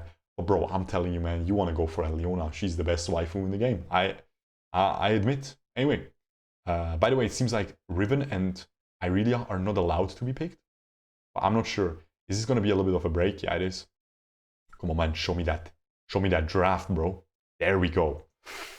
Super exciting. I really love how the draft is put so I can always be top right in the corner. So I don't need to move my camera, which is very nice. I feel like if there is no... Yeah, there's the Corki band. See? Thank you. Thank you, ONE EVOS. Thank you. They have the first pick again. They banned the Vi again. Because, again, this is targeted at Shanyu. And not only him. Vi is really easy to play. The way one team plays around Vi, because they always play Vi. Fiora ban. I like this. So Ziggs and Fiora now, a lot of different champions are up. Camille is instantly first picked. But we have seen it countered in the first game. They didn't lose because of Camille. One team, they lost because of Ziggs, in my opinion. And because of Kaisa as well, to a certain extent. Or to a lot of extent. But no, the Lee Sin, you had to first pick it. Oh, no, shoddy, bro. EVOS really risky here. You give Shanyu Lee Sin again after his game 1 performance, where he even griefed early game. Where he, after a huge lead, he threw the lead by dying. Ah, that's dirty. Now, however, EVOS taking away the Ezreal, taking away the Janna once again. Meanwhile, Ninja 7 just goes for a Xayah. The Rakan picked once again. I don't think the Rakan did that much, but it is picked once again. And now we have an Olaf as a very late pick. Remember, it was a first pick last game. And a Galio once again. I wasn't too impressed by GeForce Galio. Not because of his gameplay, but because of, I don't know, I feel like on G4, so far at least, you want to have a lot of farm on him and just hard carry the game, like he did with Ziggs. Like he did with, at least, okay, TF wasn't too impressive either, not gonna lie. But yeah, we have Ahri as the last pick, which is extremely interesting, guys. There we go. This could be the last game now. Ahri going up against the Galio. And once again, the Gragas in the Baron lane here. Lots of Gragas Baron lanes picked here, and they actually lane swap. Ooh, Rakan, Xayah are gonna bully this Camille so incredibly hard. Meanwhile, the Gragas is going to be able to comfortably last it from range with his barrel roll. So that is super good. That is a very nice lane swap. I like it. And you can see the Janna is already trying to go back and swap. The Gragas is playing very safe because he doesn't want to get dove. If he gets dove, it's all for nothing. But look at how they're missing. Oh, but they are able to zone him away as well. Yeah, because they shift the Olaf bot. So both teams just seem to be trying to push as fast as possible. But I think the Xayah Rakan is going to be able to push faster. But actually, they are backing out of the swap. And now let's take a look at Janyo here. Because instead of just diving the Camille, he goes for the enemy blue buff steal. His blue buff still up. So he's pretty happy with that. He's going to be having a 3 buff start once again, just like in his previous game. Because I don't think this Olaf is going to get the blue buff now. in his previous Lee Sin game, excuse me, in his first Lee Sin game in this series. I think he's really happy with that Lee Sin. I think ONE is super, super glad with his team composition. I have to see how good Baya is on Ahri. I assume, you know, he's a good player, so he's going to be good. But is he going to be as good on his as on his Corki? Because it's not only about hitting skill shots, it's about being comfortable on the champion. Like, if I main Akali, but I don't play her for a week, I have like 300 games on her, I'm better on her than, let's say, Zed, but I play Zed 10 games in a row, I would want to play Zed for the 11th game, because I'm going to perform better, because I'm warmed up, I'm comfortable. And it seems like he was really comfortable on that Corki. That's why I kept saying it's not that broken. You don't have to ban it. You don't have to take it away necessarily if the player isn't super impressive on it. But because Baya seemed to be in such a flow on it, you want to take it away. And that's what I was talking about. So yeah, it seems like this Ahri, we'll see. We'll see if we'll expect or if we'll see similar things coming out of it. Now, so far, completely dead even game. I think EVOS is a little bit ahead because this tier 3 tower, tier 1 tower is extremely low. Meanwhile, the top lane, tier 1 tower of their team is only about half HP. Yeah, there it is, not even. They only got 1 plate. Meanwhile, the enemies got 2 plates. So, you know, EVOS looking pretty happy. They are behind in gold though, because of that rep off steal. So yeah, this is absolutely insane. Wow, okay, nice Gragas barrel, Gragas explosive cask, into the Lee Sin ult, into the Lee Sin Sonic Wave, and the resonating strike of Lee Sin finishes off the kill. Extremely well played there. Or is it called Tempest? I don't know, man. I shouldn't be trying to call all the names. But yeah, we had a little bit of an exchange in the bot lane. We had Olaf ganking, but it ended up resulting in a 1-for-1. However, Olaf's still very happy with that because he gets the tower, but of course ONE gets the tower for themselves. So actually very worth for ONE, because they got the top lane kill, they traded 1-for-1 bot, and they got more plates now, and they got a higher HP tower for themselves. However, if EVOS is able to get this Ocean Drake, I think in total it's going to be a little bit in favor of EVOS, and they seem to be able to. Very nicely done. They're finally able to control a dragon, and against Lee Sin, no less. Not easy, okay? Not easy. Now, Olaf is pretty decent against Lee Sin, I would say. Yeah, Olaf is pretty decent against Lee Sin, for sure. So, it's a pretty possible matchup to win. So he's doing extremely well. He's 2-0 already. Right as I was saying, he was able to pick up the second kill. Ninja 7 really should probably, instead of playing Wild Rift, Ninja 7 should probably make 7 more accounts on Fortnite. Need to clean my tongue after this joke. Jesus Christ. Yikes, bro. What was that? Ninja 7 accounts? What is that about? What am I talking about, man? Anyway, yeah, looking good. Very even game, 5 minutes in. Lee Sin, Shanyo, of course, going for his supportive Lee Sin build once again. Ahri going full damage with that Luden's Echo. Very, very nice. Very, very early game aggressive build here. 400 gold behind the enemy Galio though, because he was already able to get a kill, I believe. No, he wasn't, but he got an assist, I believe. Something like that. And he's about to get his second assist. No, the Rakan is able to jump away to safety. Very well done. Now we have a little bit of a mid lane engagement here. Lee Sin is trying to go in. Red team killed did he solo kill? Yeah, we didn't see it, look. Yeah, the Ahri solo kills. Insane, bro. Smurfed. Very well done, man. Baya instantly showing me how good his Ahri is as well. Look at his E flash. Look at his charm flash. Look. Observe. Bam, son. Easy. Janna is able to flash away. But hey, is it cool? Yes. Is it hard? Yes. Try it out. It is one of the more difficult flash tricks to do in the game. Not the hardest, but you know, not the easiest either. I would say it's almost like it's harder than the Ezreal Q flash, because the Q, the timing is very similar, but the Q is closer to your flash button than the E, so you have more travel time for your thumb to reach that, so you have to E and then quickly press the flash to hit that charm flash on Ari, so not easy, not easy. Also the skill shot is much slower than the Mystic Shot of Ezreal, so hey, it is what it is. While I'm saying that though, we have a beautiful engagement once again, and this time EVOS actually completely smurfing on one here. 2 kills already, and they keep chasing deeper and deeper. I think this Ari will die. She has to die, right? Yeah, okay. She uses Zhonya's at the very last second, but in turn we also had the Olaf die at the back of that.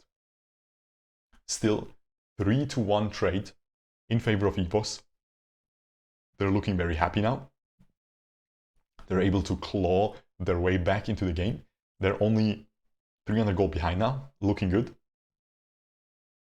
And yeah, we have a 3-1 Olaf as well, which is very, very strong. But most gold in the game, funnily enough, is the 2-0 Shanyo Lee Sin with his supportive build.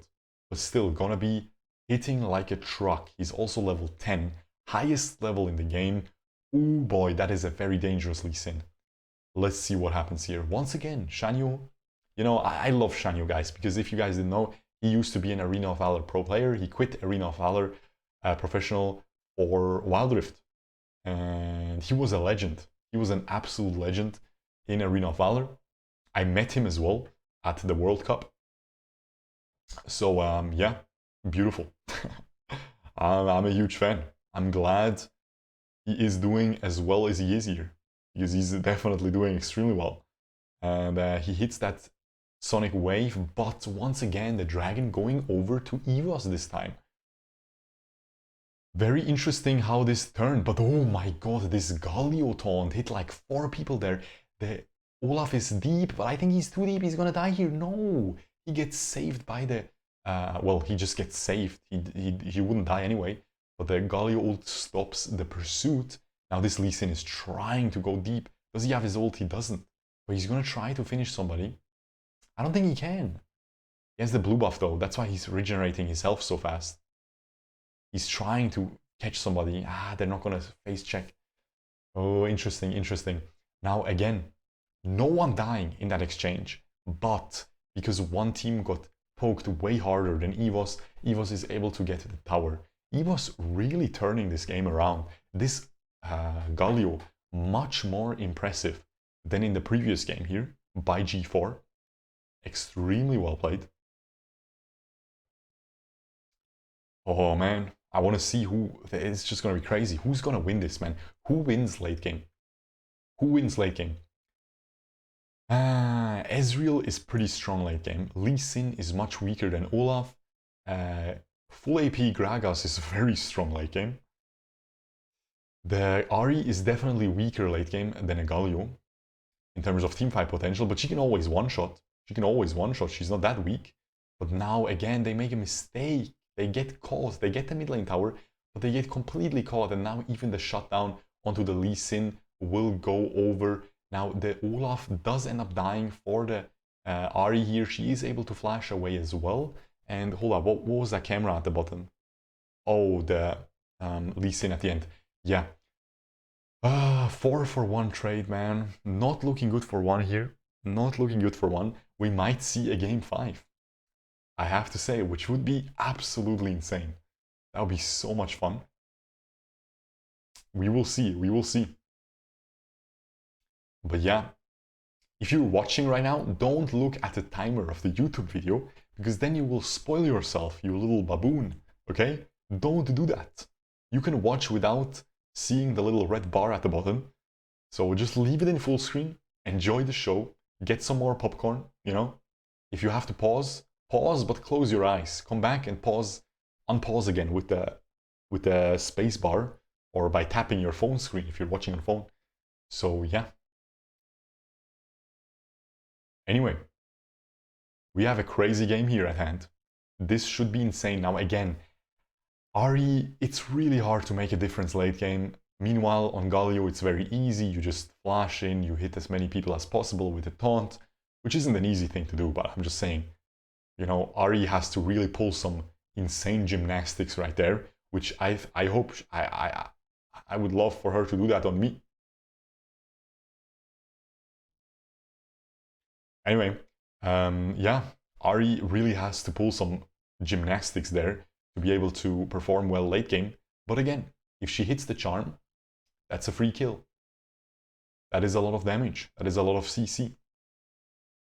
It's much harder to play though in a late game scenario than just flashing in and hitting 3 people with the taunt of Galio. So we will see how this ends up going. Now this Xayah is not impressive me at all so far, but keep in mind Xayah can do a lot of damage late game. It is a very strong late game champ, but again, has to be extremely well played. Didn't Ninja 7 didn't really accomplish that so far. Ezreal definitely much more useful. Now it is an Infernal, it is a third Drake. I think you want to try to fight. You're only 3,000 gold behind. You can definitely take this fight, but they still are scared because the Galio is just sitting in there. The Camille ends up engaging, beautiful stasis as well. She has to flash away in the end. And now this Ahri only has one last dash left. Not able to do anything. Once again, the Lee Sin scouting as much vision as he can. But not able to get anything for it.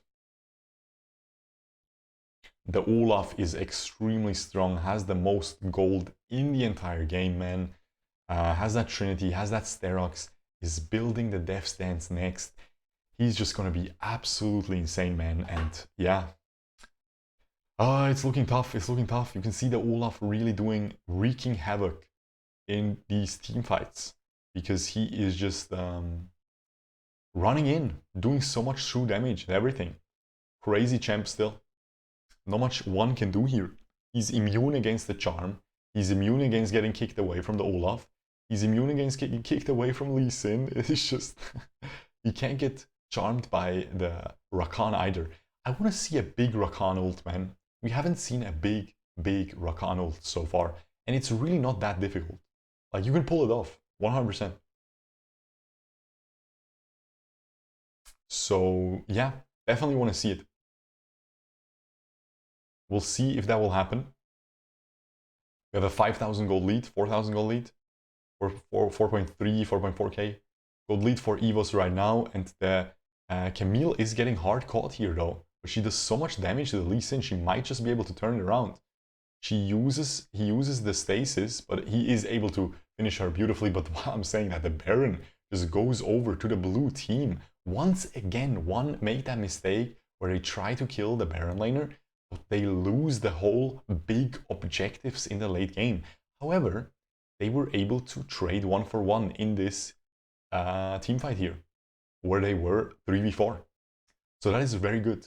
The Galio ends up dying after before the Xayah ends up dying. So very, very nice. However, still 3 people left with the Baron buff. Might not result in the tier 3 tower, this Baron buff, because they will have to go back. They have to wait for the team to spawn. And are they going to get another push? It doesn't last that long. But the dragon is going to be up. Where do you see that? It's probably going to be up in like 1.5 minutes. If I am having to guess, I don't think it's up right now because it's grayed out, but the Cloud Drake is gray, so it is sometimes hard to see on the minimap. But I think it's not, yeah, it's not up, see? I think it's going to be up in like 1 minute 20, something like that, 1 minute 10. So we will see that. No, it actually just started the 1 minute cooldown. So it's going to be up very soon. They will still have the Baron buff.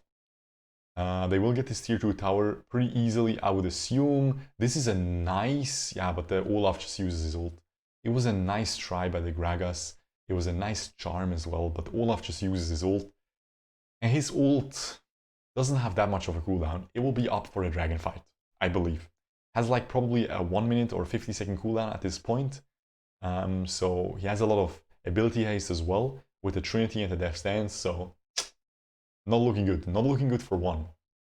I think this game I would give for EVOS right now, but I mean, they are really far ahead at this point. They have a 7,000 gold lead, which is definitely very, very noticeable in these team fights.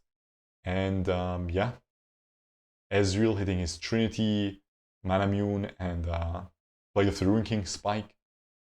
He's doing a lot of damage. And the dragon is already being taken. He is revealed though. The Olaf is revealed. He was trying to solo the dragon, which is very easy for him. He doesn't even lose health. As you saw, it was already almost at half. But now the Camille is just going deep onto the Gragas actually. Does he have the stasis? He does not. He gets blown out. Beautiful engage. And I think this is going to be it because the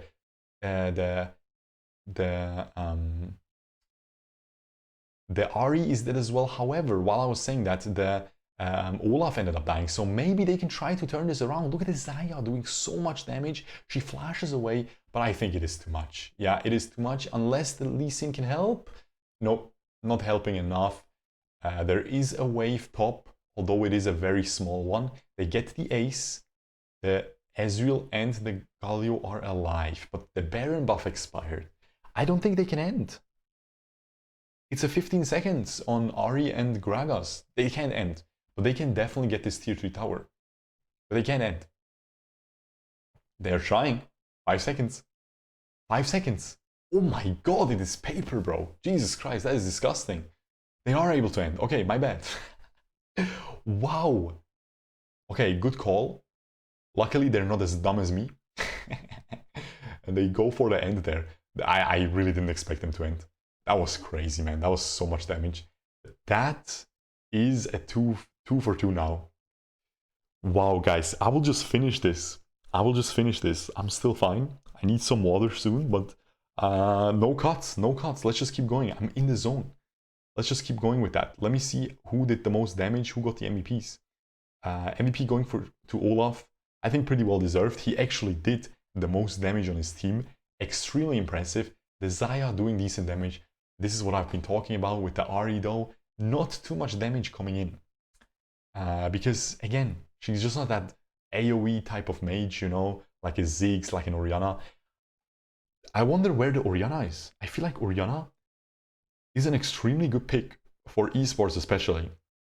I would have liked to see the Orianna come out instead. I think they would have had much better chances with that than with an Ahri here. So we'll see. I assume EVOS will be second pick here.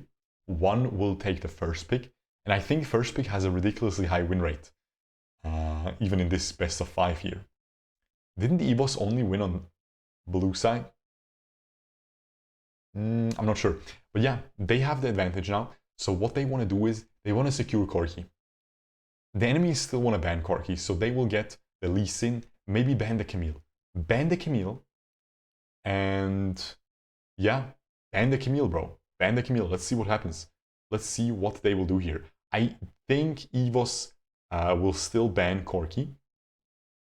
ONE should ban Camille and just take the Lee Sin first pick. I think the Lee Sin is still a very good first pick. I know he just lost 2 games in a row, I believe, but hey, it does not matter. Still an incredibly strong pick. Let's see what happens here. Actually, he lost 2 out of 3 games, right? Come on, guys. Come on. I know you're trying to stall, but please. Yo. Where's the pick? Where's the draft? Bro. We'll be there soon, guys. Yes. Okay. Ooh. ONE actually deciding to ban the Lee Sin first pick. Okay. They will probably ban Lee Sin. Ban Camille. First pick Ziggs. Let's get it. Ooh. The Ziggs ban. But this has to be a Corki ban as well. But the thing is, are you gonna first pick Fiora ban? No. Okay. You know what? First pick Camille. First pick Camille, give the enemies Corki. The enemies didn't play Corki yet. Yep. First pick Camille. Or they ban Corki, you get Camille. They ban Corki, you get Camille. Best case. Oh no. No. You aren't allowed to ban Corki here. You have to ban Camille. Then the enemies first pick Corki, but then they first pick Corki, right? Or you leave Camille and Corki open, and then you get Corki. You take away the Corki. And if they take Corki, you get Camille, which is better, 100%. Take the Ezreal, I like this. Take the Olaf again. The Olaf was extremely good for Baldur's last game. The Olaf also blocks the Vi, which is really good. Oh, I love this. The Olaf blocks the Vi, but the Olaf doesn't block the Jarvan. So I think we'll see Jarvan coming out for Shanyo here. We have the Braum once again. Braum super strong, finally making his way back into the best of 5 here. And we have the Kai'Sa again. Kai'Sa for ONE Esports, doing pretty well so far. Doing pretty well for both teams. And now we have the Garen being picked once again. He was extremely potent in one of these games in his best of 5 so far. And we have the Janna picked once again for EVOS. They were doing really well with it. So yeah, we have the Jarvan as I predicted, because you can't pick Vi against Olaf. It is unplayable. And there it is, finally, the Orianna. Yes, mate, nice. That is also a good combo with the Jarvan, with the Camille. And the last pick is a Galio once again. Now, the Galio was doing a lot of work, but Galio is able to do much less against Orianna.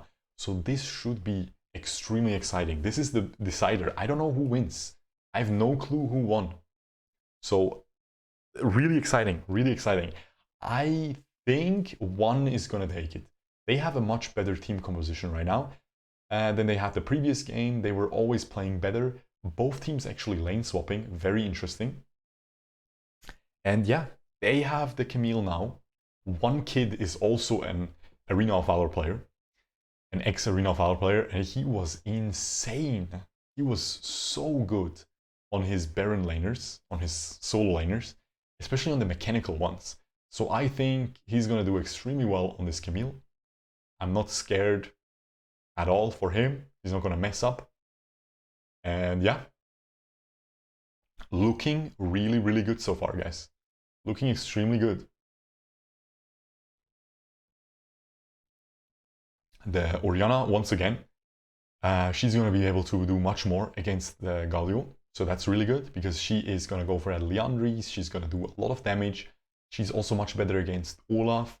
Not ideal, because he can immune the shockwave, but she is going to build that Liandry's, as I said, and she's just going to burn down these tanks with it. And Galio is kind of tanky, has a lot of base health. Olaf, of course, is a tanky unit, and the Garen especially tanky. So Orianna, such a good pick here. It also pretty much guarantees them to win the late game if Baya is able to play well. He gets caught here. Shanyo helps him. And Shanyo flashes away as well. Beautiful. Saves his mid laner. Very well done. But both flashes gone. So EVOS is really happy with that advantage that they get. Now, again, back to that Orianna. I really hope Abaya is going to be able to play her well.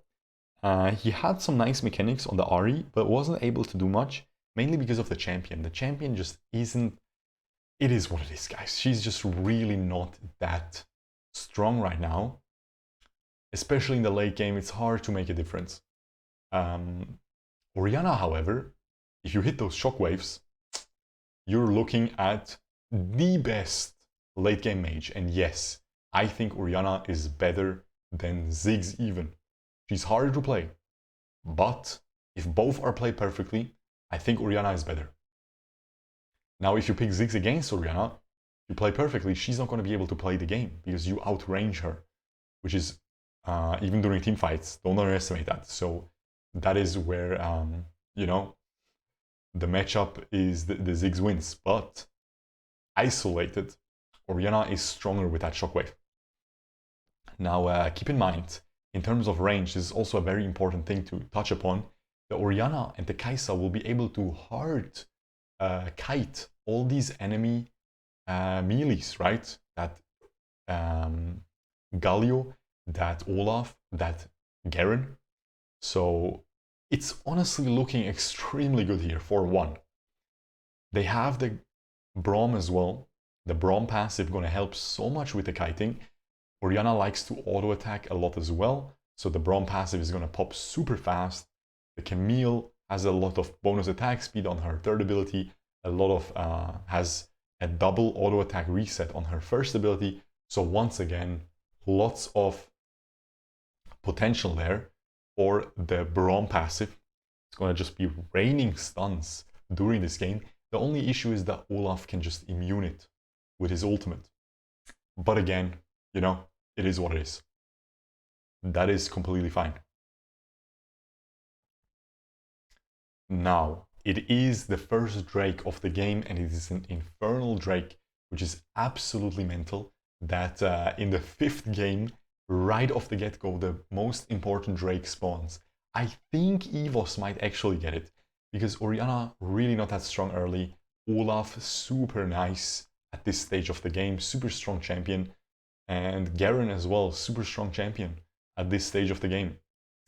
So if one team can delay the dragon from being taken, they are extremely happy. Meanwhile, EVOS wants to really hurry up and get it as fast as possible, while they still have these unreasonably strong bruisers, which are really unreasonably strong at level 7, with some points into their key abilities, you know. I need to calm down a little bit, because we will have a team fight soon, and it will go haywire.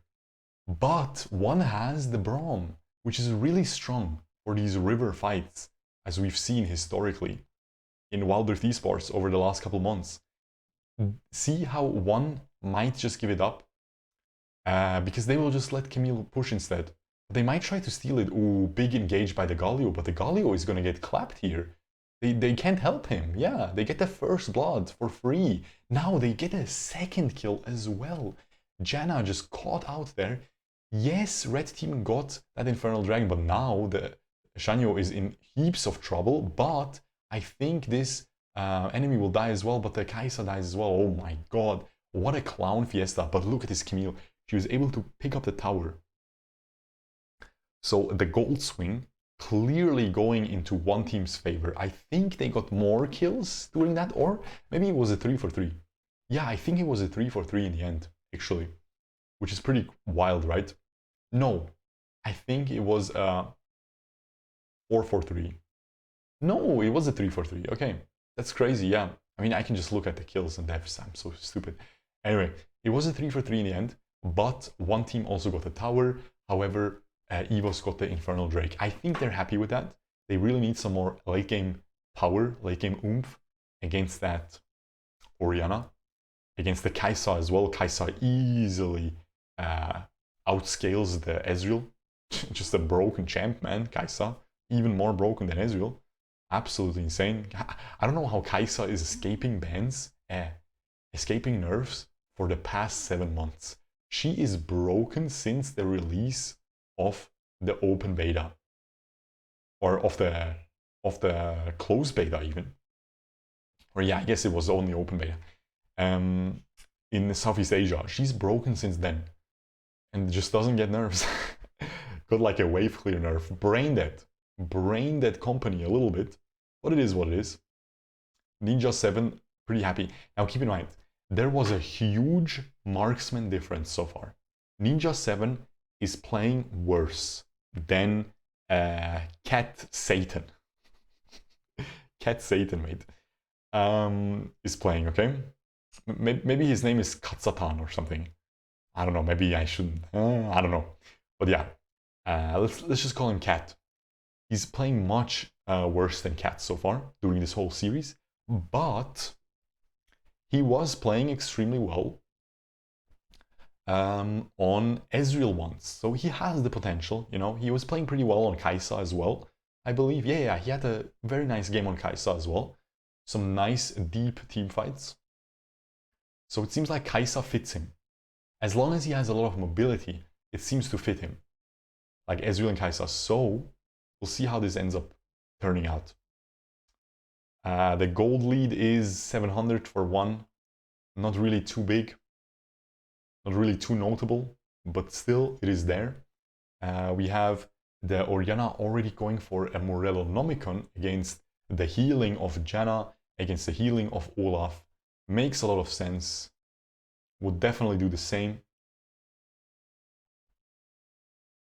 And they are going to be able to get that tier one tower bot lane. Now the Olaf is trying to engage. He actually flashes in to bring the Galio in as well, but the Jarvan uses his ult, flashes away, dashes away as well with his flag and drag, and honestly pretty good here.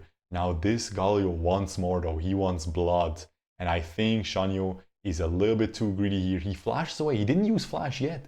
He's able to get away. The last Ezreal auto attack gets blocked by the Galio shield. He didn't even flash earlier. I thought he flashed away, but he didn't. Very well done. But EVOS gets the tier 3 tower for themselves as well.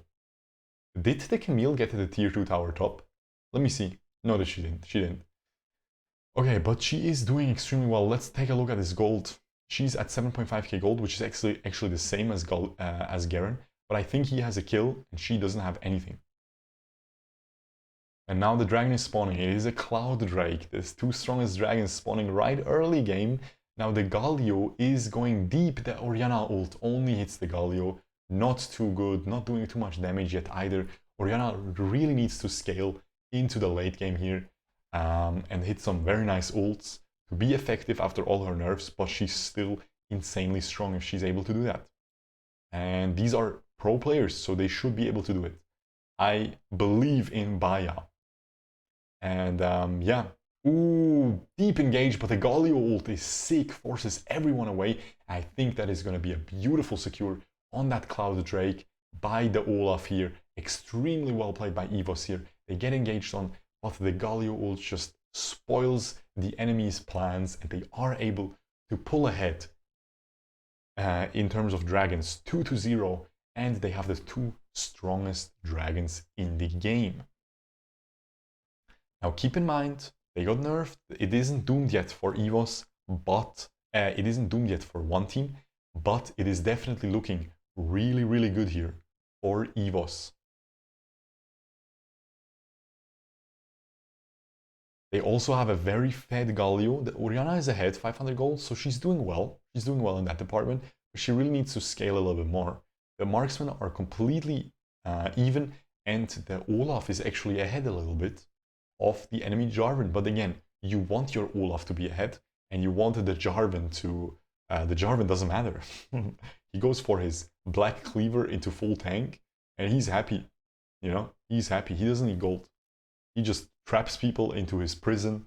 That's all he needs to do. Nothing else. And knock people up and give his team attack speed. Which, by the way, once again, works really well with the Braum passive, works really well with Kai'Sa, Orianna, and Camille. They have some good stuff for the late game, man. One team. But at the same time, EVOS has those two dragons, so they're looking juicy. They have the full AP Galio once again. This time he's actually really fed. That is a good Galio ult, saves the Olaf. He doesn't even end up dying. He doesn't even end up dying to the Death's Dance burn at the end. And in the end, it's just Kai'Sa dropping. Only kill there. Beautifully done there by EVOS once again. That's what I was talking about. They seem to be the better team fighting team. But they lose the early games. And they lose, at least before they picked Olaf, they were losing the early games. They lose the mid game, they lose the macro. But they win the team fights. They seem to be better at that. We'll see if that trend keeps going. Let me see, what is the Camille? Yeah, the Camille is 0-0-0. She didn't touch an enemy at all. And I wish she would touch me. Yeah, she didn't touch an enemy at all. 0-0-0. 9.8 thousand gold still though, because she is just farming up a storm. She has that stasis enchant as well, so she can go super deep. Double stasis on the enemies, on that Galio, no proto belt. He wants to go stasis to counter the Camille ult. It is what it is, man. The Camille is so powerful, you have to go stasis against her every single time if you're a mid laner or a marksman. Pretty much. And yeah, the Ezreal has stasis for himself as well. Now we'll see. We'll see how this ends, man. I am actually... I don't know. I don't know. Usually I can like guess at this point who's gonna win. If I were to guess in terms of like, it all depends, man. It always depends on a single ability. No cap. Like, look at this Orianna. If she hits like a 3-man, 4-man shockwave, the game is over instantly. But if she doesn't, she's just gonna lose 100%. 100%. If the Orianna doesn't step up here, they're gonna lose 100%. It doesn't matter. Unless the enemies completely mess up, you know? But again, it's much easier to mess up on Orianna than it is to mess up on Galio. Much easier to hit a Galio taunt than it is to hit an Orianna shockwave on multiple enemies.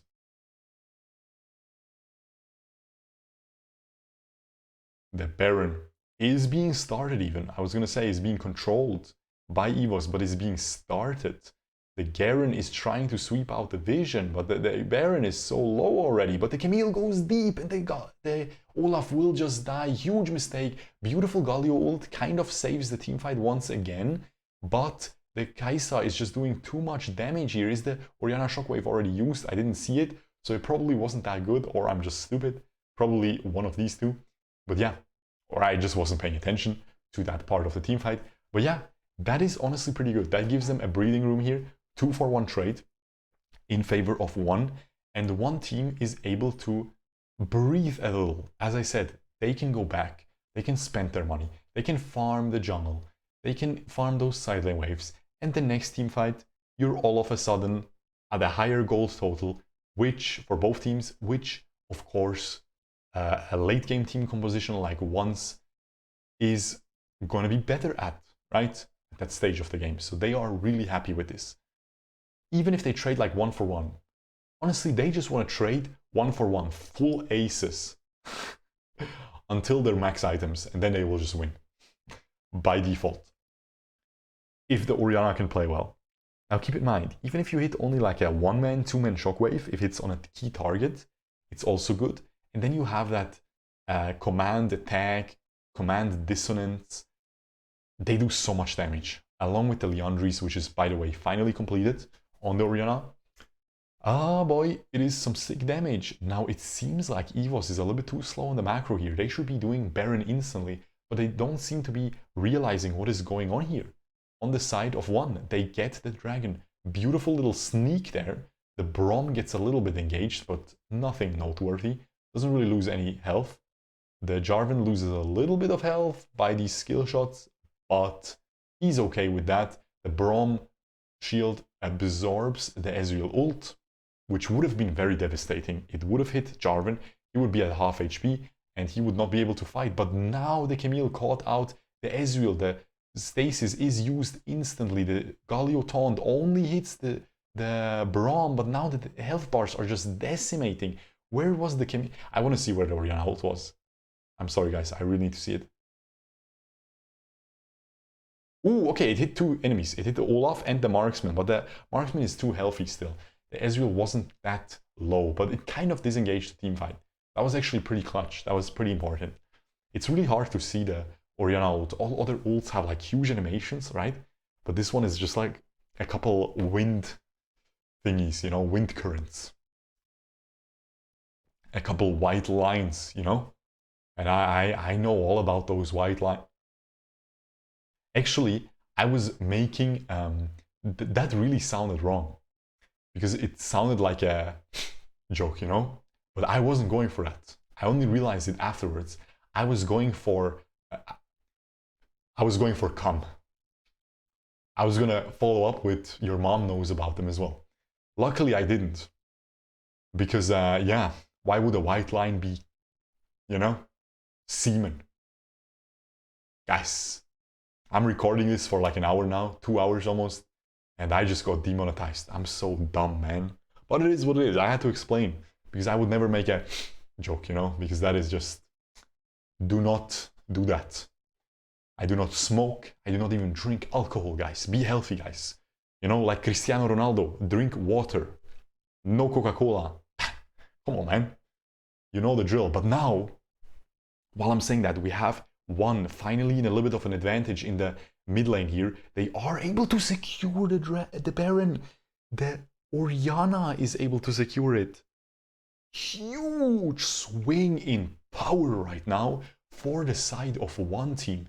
That is mental, man. Holy moly. I did not expect that. They just decided to do it. I guess while I was trying to explain my tasteless joke, you know, they just were able to poke the enemies out a little bit or something. I'm trying to make sense of it.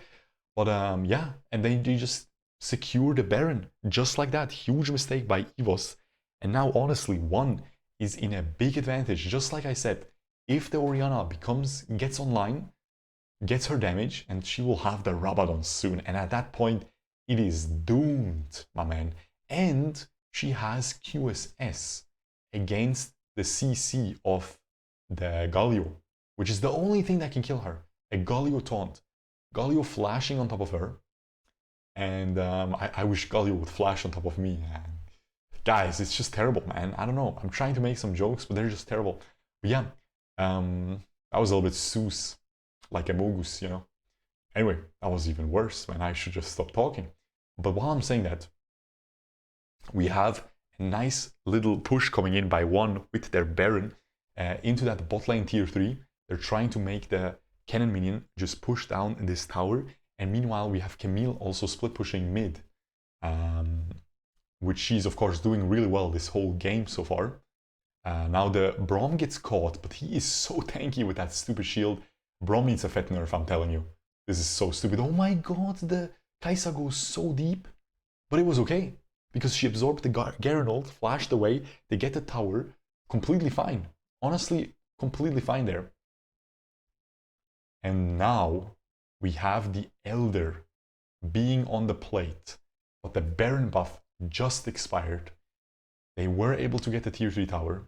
They're definitely very happy. They're ahead 2k gold, but that doesn't matter. And there it is. Rabadon's completed right now on the Orianna. This is the big one, okay? This is the item we were looking for, because this is gonna make her completely one tap everybody now. It's even gonna do a lot of damage to Olaf. Even gonna do a decent amount of damage to Garen. So that's gonna be insane. The Jarvan flag spots the enemies. They're not able to get the trap there. And now EVOS is going for the desperation. They just start this Elder and it is already at half HP. ONE is 100% gonna try to engage this and they want to go in. The Galio ult only hits 2, but the Jarvan was hit. Oh my god, what a team fight, man. The Jarvan is going deep. He's trying to secure the dragon. Who's gonna get it? Who's gonna get it? The Ezreal is able to get it. Now they have a triple dragon with an Elder. But they're still kind of losing the team fight. But the Orianna ult was long used. It is a 1-for-1 trade. Marksman dead on the side of ONE. And this is a victory for EVOS. This fight definitely victorious for them. They're able to get the dragon. Now it is just a mountain drake, okay? So the difference between that Elder Mountain and a normal mountain and double previous dragon into Elder Mountain, the only difference is going to be the size of that shield, right? So that shield is pretty thick, but at the end of the day, it's not going to make it unplayable for one team. So this is okay. The Baron, believe it or not, is going to be more important. Because the Baron, if the enemies get Baron, then you're looking at a difficult game. But if you get Baron, the enemies are probably going to get blasted. From the perspective of ONE. And the Void Staff is going to be completed soon on that Orianna. And as soon as she gets that, that is going to be when we see the big damage coming in onto that Garen, onto that Olaf. And even the Janna is building magic resistance now. Ooh, boys, what a banger, bro. What a good grand finale. We couldn't have hoped for something better. This is really, really impressive. Both teams playing extremely well, and EVOS just trying to get that Baron right away. It is already almost down. It is at 3k health. The Jarvan is going to jump in, but too late. It is a Baron. They need to fight now. They need to kill these Baron empowered enemy champions. So it's gone. It's not. The Camille still just split pushing. They decide not to fight. If you don't fight now, when are you going to fight? You need to fight. Because your Orianna has... she's strong now. That's the point where you have to fight. Your Kai'Sa is strong. You outrange the enemies. The Ezreal is dropping off. Ezreal is not as strong as he is in the mid game now. You have to take these fights. Ay, ay, ay, ay, ay. The Camille is incredibly strong. Has the teleport. They seem to be scared. This is the mental advantage EVOS has, because they won the previous game. Going into game 5, they won game 4. So they are at a good mental right now. They're happy, they're confident. They just got the dragon as well. So they're confident into getting the Baron as well. They are confident into not getting outsmited. They're confident in their jungler. Everything is good for them in their brains. Meanwhile, one's brains are a little bit lanes. I don't know. I wanted to rhyme. I wanted to rhyme, man. I don't know, man. That was so bad. But you know, they're just a little bit scared, which makes a lot of sense. You will always be scared. But my silver promo was high. What was high stakes as well, and I won it 15-0. Shut your mouth, man. Please, dude. Shut your mouth, man. Jesus Christ. Anyway, oh, the Orianna ult used for the wave clear, man. The Garen is getting poked. Huge damage coming in, but the tower is gone, so they can't fight. Now this tower will be gone as well. I think ONE is gonna lose this now, man. They might even lose on this push. This might be... EVOS definitely wants this to be the final push. They want to win with this. They retreat. They retreat. Orianna ult is down. Best chance. Oh my god, they're engaging hard. The Camille goes onto the Olaf. Is he gonna die? No, just the Garen just kills the full tank at half HP because he's broken. So the Braum is dead now, and oh my god, the Garen doesn't die because he's broken. The Galio is gonna go in, gets the double taunt. The GA used on the Kai'Sa. She's gonna die. 2-for-0 trade. Now we have Orianna. Only able to... Is she gonna be able to get a good ult? She gets the kill, but the Nexus just gets targeted. The minion wave didn't die, and the grand finale winner, the champion of the SEA Icon Series of whole Southeast Asia, the pinnacle of the tournament, is gonna be EVOS Esports. Very, very well played, man. Extremely good series. Holy moly, man. You can see how happy they are. Honestly, I would be even happier. This guy's chilling. He's just like... And he's chilling. That's crazy. Crazy, man. But yeah. Extremely well played, man. Super nice series. Unfortunate for ONE. But let's take a look who gets the MVP here. You saw how the drafts evolved as well. Look at this. I'm telling you, this whole series, sorry to say to Ninja 7, but it was a big marksman difference. Cat was a billion times better in pretty much every single game. He was just performing better, except for that one game where Ninja 7 had Ezreal. But he got it next game as well, and it wasn't that impressive anymore. So he had one good game, but other than that, Cat was just playing out of his mind every single game, topping the DPS charts. And yeah, you can see he even outdamaged the Orianna. Even outdamaged the late game Orianna. Beautiful, man. You can see how the comebacks were. Ahead first, boom, boom, comeback again, and phew, completely blowout at the end. Beautifully done, man. Who's gonna get the MVP of the whole thing? I think the series MVP is probably G4. I'm giving it to him, man. He had one bad Galio game. Other than that, he had an amazing Ziggs game. He had amazing Galio games. Other than that, so yeah, I think series MVP G4 for me, the mid laner of EVOS. If you have it to give it to a winner, if you can give it to a loser, then I would give it to Shanyu, because he was playing extremely well throughout the whole series. He was the backbone of the team. So yeah, he definitely deserved the victory. I know I'm simping Shanyu a lot, but guys, go back to my AoV videos. I was not simping him. I always said he's overrated. He was.